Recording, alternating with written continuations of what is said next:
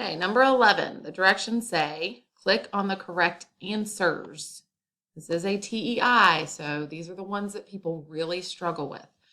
Luckily, this one gives us a little bit of information. It says which two sentences are examples of figurative language.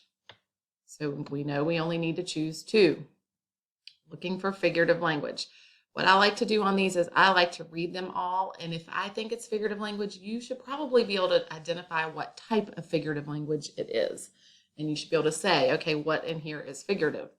Let's read the first one. Like the baton in a relay race, the mail was transported across the desert and mountains.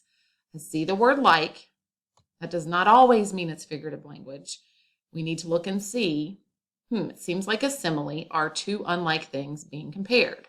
Well, it says like the baton in a relay race, the mail was transported across the desert and mountains. So yes, they are comparing a baton in a relay race with mail. Those two things are not alike. This is definitely a simile. Also, what is figurative here?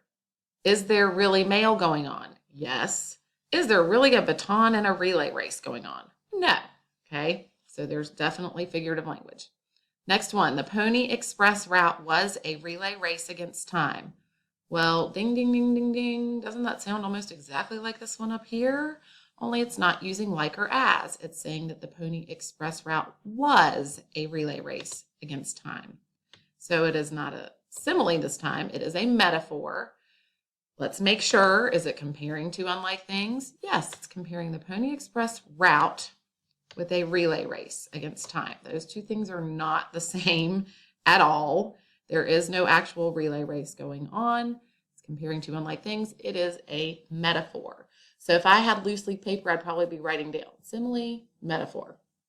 Let's make sure, okay, I'm going to go ahead and choose it. We can get rid of it if we need to later.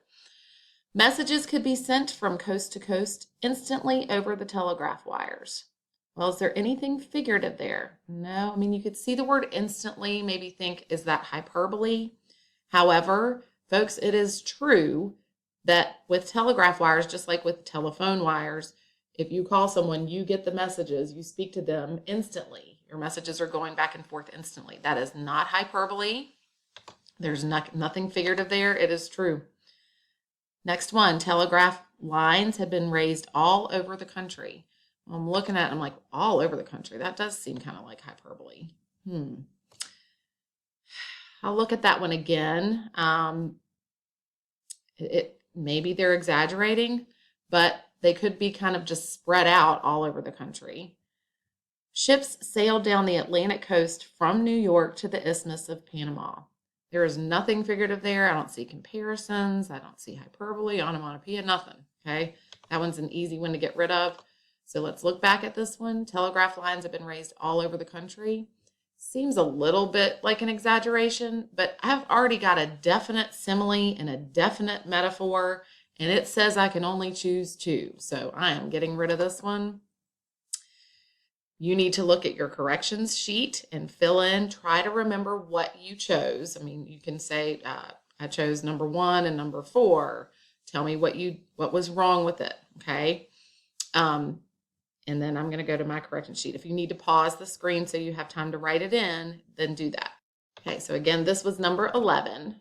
The stem was, oh, wow, whoops, sorry. Fingers were on the wrong keys. Which two sentences are examples of figurative language? Tell me again, like what you chose, why, what is wrong with it, what you chose. The correct answers are number 1 and number 2.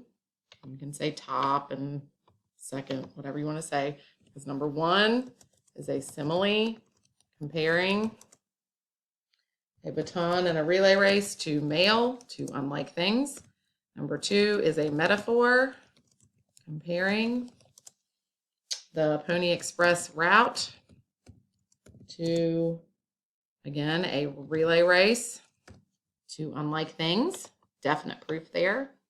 Strategy or tip, read each one, ID, what type of figurative language? Maybe even say, what is figurative there? Okay. Just be careful. So that's it for number 11.